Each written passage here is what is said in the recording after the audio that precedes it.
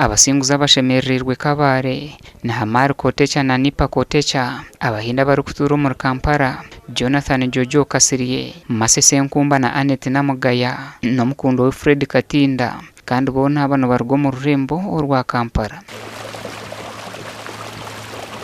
Abasinguza batwira mu rurambura hanyanja ya Bunyonyi batemba ubushozo buri hanyanja yeje kandi bahebwe byo kunywa n'ebyo kurya byo mutindo.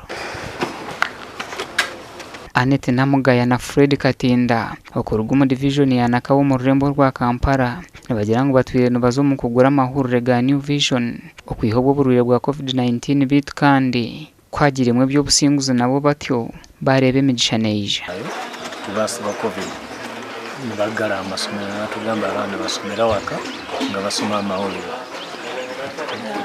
kati twamala amahurure mubera mu question z'abana n'obutawa New Vision kandi mubera mu ansa amahurure era kyabayambale bayita bulungi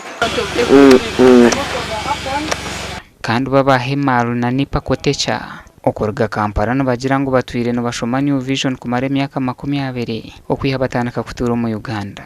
Basically we read newspaper on a regular basis, particularly the New Vision. We read, the whole family actually. Ever since they started this competition or the promotion, we have been filling the coupon. Rather, she has been filling the coupon.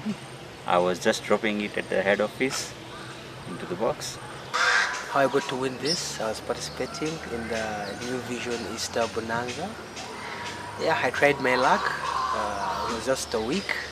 I had 5 coupons and yeah, I submitted. Next week I was called and yeah, given an invite. Aba batwire ne bejumbira umubuzano butari bumwe na bumwe okusyo basingira kazano aka abantu bagira ngo batwire ne beje muri Kabale bese tubakatunga gabwire bwo kurambura nyanja ya Bunyonyi ombwijwire nkahati.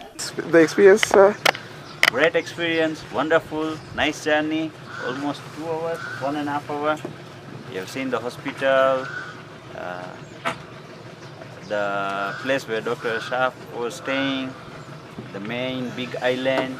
It was great, it was fine. Thank you so much. Never been on water, on a boat ride, so especially, what is this called? A boat ride, not a ship. Thank you so much. Had a blast.